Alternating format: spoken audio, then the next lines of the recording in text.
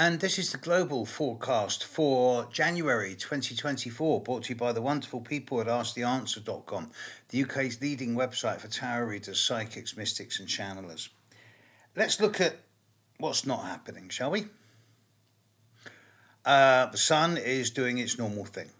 In Capricorn, moving into Aquarius. Great.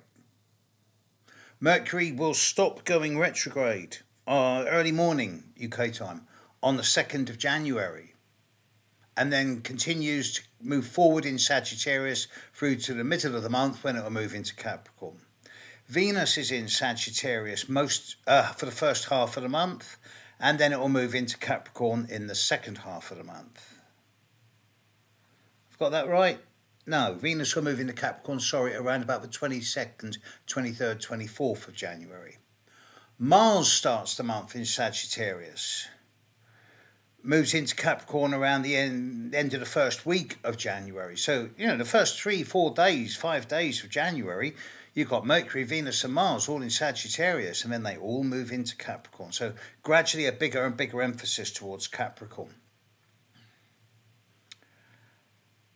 Jupiter stopped going retrograde a couple of days ago, and it's now moving forward slowly in early Taurus. Come back to that in a minute. Saturn is moving forward in early Pisces. A lot of people in early Pisces, Gemini, Virgo, Sagittarius are now being hit by Saturn for the third and final time for at least 7 years. They'll be pleased to hear. Uranus will stop going retrograde at the end of January and start moving forward. And this is something to be looked forward to, because over the whole of February and the whole of March, there are no retrogrades. So there's going to be lots of movement and actions at this time. Lots. Neptune has stopped going retrograde and is now moving forward, clearing away from people born towards the end of Pisces, Gemini, Virgo, Sagittarius. A lot of people there who have been having a lot of fatigue over this last year are going to be glad that this is coming to an end. And this brings me to the big things.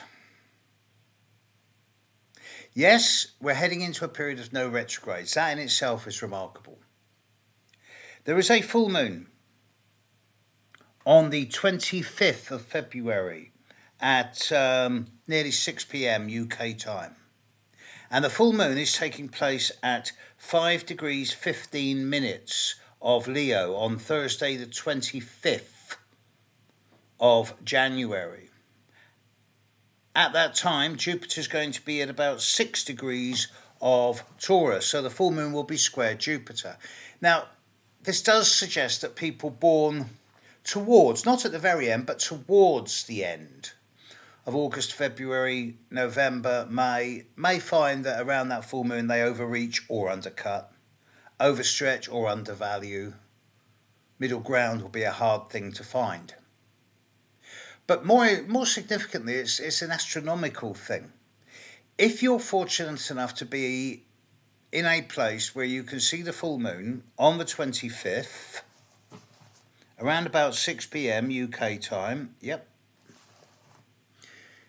and it's dark, you should also see Jupiter. Where I am in the UK, Jupiter will be due south. The moon will be rising, the full moon will be rising on the eastern horizon at the moment of sunset. And if you can see the moon and Jupiter at about 6 p.m. UK time on the evening of the 25th of January, then what you're going to be looking at is a perfect square in the sky. You'll be able to see one planet on the horizon and one planet overhead. And that's a square. So you'll be able to see astrology in action. But this is tame compared to the big one. On the 20th of January, the Sun in the sky will conjunct Pluto around just after midday UK time. And then the Sun will move into Aquarius around about 2 p.m. And then less than 12 hours later, Pluto will move into Aquarius. So the conjunction of the Sun and Pluto will be at 29 degrees of Capricorn on the 20th of July. This is a particularly strong conjunction. simply because it's at the very, very, very end, the final minutes of the final degree of Capricorn.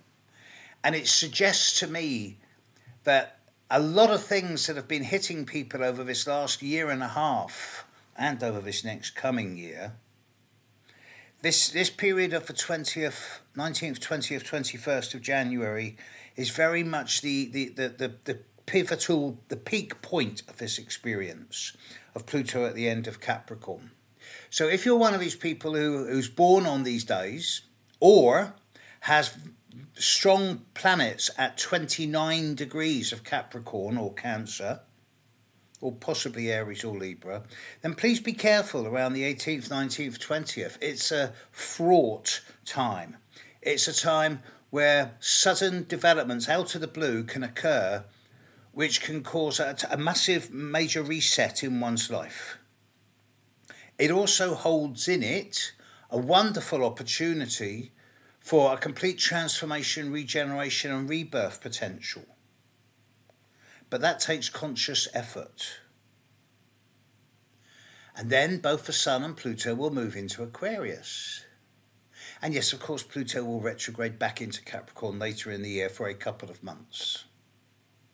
But this is actually the beginning of Pluto in Aquarius, and I will be doing a lot of videos on this over the coming months.